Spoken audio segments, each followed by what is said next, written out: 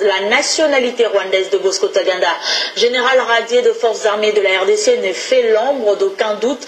La Cour pénale internationale qui a dépêché à Kigali une équipe de ses experts pour son transfert à La Haye confirme sa citoyenneté rwandaise.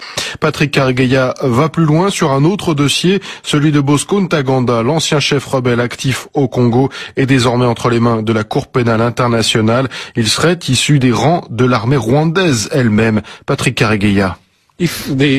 Si la Cour estime qu'elle peut apprendre quelque chose de moi, je coopérerai avec elle. Mais je crois que la CPI ne juge pas la bonne personne.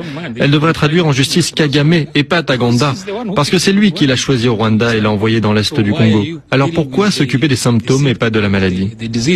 Donc vous affirmez que Bosco Ntaganda est rwandais et pas congolais? Oui, bien sûr qu'il est rwandais. Il était dans l'armée rwandaise. On l'a choisi, envoyé auprès de Lubanga et on l'a approvisionné en armes. Donc, quand il cause tous ces problèmes, le coupable, ça ne devrait pas être Ntaganda, mais Kagame. Ntaganda a juste été déployé. Donc, ces événements sont de la responsabilité de son commandant. Il était des forces de défense rwandaises, il était sous-officier. La plupart de ceux qui ont dirigé la rébellion venaient du Rwanda de toute façon. Ntaganda n'est pas un cas particulier. Kunda, Ntaganda, ils ont été formés au Rwanda, mais ne se sont pas battus là. C'est pourquoi je dis qu'ils ne s'occupent pas des bonnes personnes. Ils étaient déployés, c'est tout. Bosco Ntaganda s'est enfui au Rwanda. Il a trouvé refuge à l'ambassade des États-Unis. Est-ce que c'était avec l'aide du gouvernement rwandais? Il voulait sauver sa peau. S'il s'était rendu au gouvernement rwandais, ça aurait été une toute autre histoire. Je ne pense pas qu'il l'aurait remis à la Cour pénale internationale. L'ex-chef des renseignements extérieurs rwandais Patrick Karegeya au micro de Sonia Rollet. Vous voyez aujourd'hui le rapport qui est en train de dire ce que nous disons depuis longtemps, ce que les combattants disent depuis longtemps, ce que les Congolais disent depuis longtemps.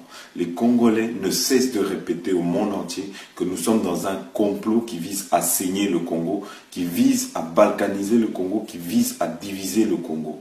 Aujourd'hui, vous avez entendu vous-même de la bouche de chef de renseignement secret rwandais qui dit bien que Bosco Ntaganda est un Rwandais, Kunda Batware est un Rwandais. Cela vous prouve à suffisance que le M23 est une armée rwandaise implantée au Congo. Ça veut dire quoi? Ça veut dire tout simplement que Kabila est obligé de négocier avec ses frères rwandais, c'est-à-dire le M23, pour les faire rentrer dans l'armée congolaise. Pourquoi? C'est qu'il faut que ces gens aient l'hégémonie dans le Congo. Et pour avoir cette hégémonie, ils sont obligés d'intégrer les Rwandais dans notre armée pour qu'ils fassent partie du paysage congolais.